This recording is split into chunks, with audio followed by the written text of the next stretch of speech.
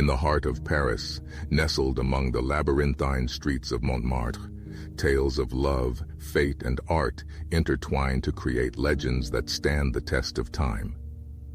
Today, we invite you to journey back to the Roaring Twenties, to a jazz-filled night where two souls embarked on an unforgettable adventure.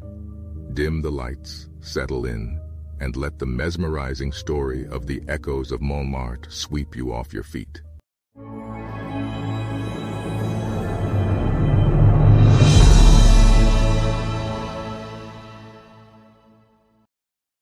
Paris, 1925.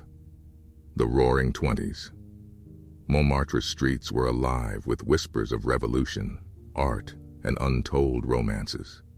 The air was thick with the scent of fresh paint from street artists, bakeries tempting the passerby, and the underlying notes of jazz that seemed to seep out of every stone. Elise Dupont, a slender woman with raven black hair, was the talk of Montmartre. Born to a baker and a seamstress, her parents noticed her affinity for music when she was just a toddler, humming perfectly pitched lullabies. They'd saved every penny to get her the violin she now considered an extension of herself. Trained under the elusive Maestro Vidal, she had mastered the art of evoking raw emotion with every stroke of her bow. By night she played at LeRêveÉternel, a jazz club hidden in plain sight, known only to those who truly appreciated art. Each night as she enthralled the audience with her melodies, she felt eyes on her. One pair in particular seemed to pierce right through her, understanding the soul behind the music. They belonged to a stranger who always sat in the dimmest corner, his face obscured by the shadow of his fedora. Their first exchange wasn't through words, but through notes. One evening, as Elise played a haunting melody, the stranger, to everyone's surprise, accompanied her tune with a soft hum, his voice rich and melodic. The entire club held its breath, witnessing this impromptu duet. When the piece concluded, the room erupted in applause, but the man simply left, leaving Elise more intrigued than ever. Weeks turned into months, and this wordless exchange continued. Some nights it was a playful tune, other times a soulful ballad, their energies blending seamlessly. The audience at LeRêveÉternel started growing, whispers of the mysterious duet drawing in crowds. One fateful evening, after their musical exchange, Elise found a delicately penned note on her violin case. "Meet me at the foot of the SacréCœur at midnight. We've conversed in music, now let's converse in words." The night was cloaked in a soft mist as Elise made her way to SacréCœur, the moonlight guiding her path. As the grand basilica loomed in front, its white domes glistening, she finally came face to face with the enigmatic stranger. He introduced himself as Luc Rousseau, a writer whose words had dried up, leaving behind an echoing void. He had returned to Paris, his hometown, seeking inspiration. And in Elise's music, he had found a universe of stories. As dawn approached, they spoke of dreams, art, the mysticism of Paris, and the melodies that connected their souls. Unbeknownst to Elise, this was just the beginning of their Montmartre chronicles, a tale where music, mystery, and love wove an intricate dance. As days turned into nights, and nights into days, Luc and Elise found themselves inseparable.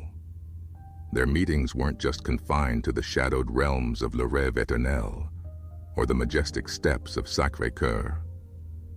They wandered through the vibrant streets of Montmartre, visiting forgotten bookshops, sharing quiet moments beside the Seine, and sometimes just losing themselves in the vastness of the Louvre.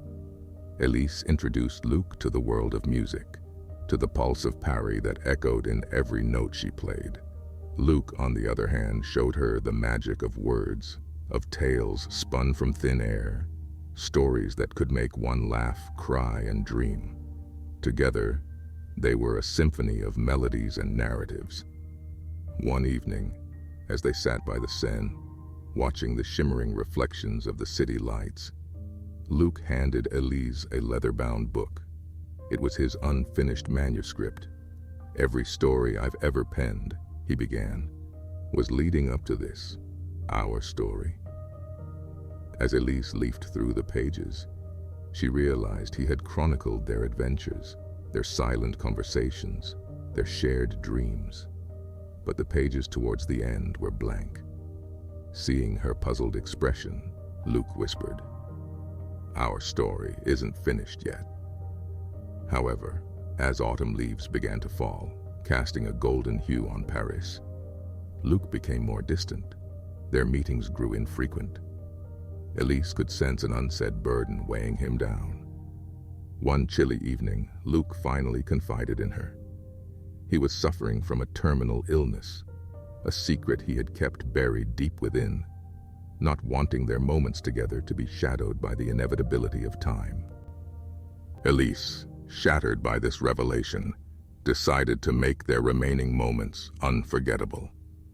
She organized a grand performance at LeRêveÉternel, a night where Luc's words would be brought to life by her melodies. The evening was electric. Montmartre's elites and bohemians alike gathered, the atmosphere thick with anticipation. And as Elise's violin sang and Luc's voice narrated, the audience was transported into their world, a world where love defied time, where memories were immortal. But as the final note resonated and the last word echoed, Luc collapsed, his strength giving way. The applause and cheers turned into gasps and whispers. Elise rushed to his side, holding him close. Luc, with a serene smile, whispered, This was our crescendo." The tale of Luc and Elise became legendary. Their love, immortalized in Luc's manuscript and Elise's melodies, continued to resonate through the streets of Montmartre. They became the echoes of a love that was boundless, of a story that was both a beginning and an end. As the echoes of Elise's violin and the remnants of Luc's words continue to float through the cobblestone streets of Montmartre, we are reminded that love and art are timeless. In a world ever-changing, stories like theirs offer solace, inspiration, and the reminder that while moments may be fleeting, memories and emotions are eternal.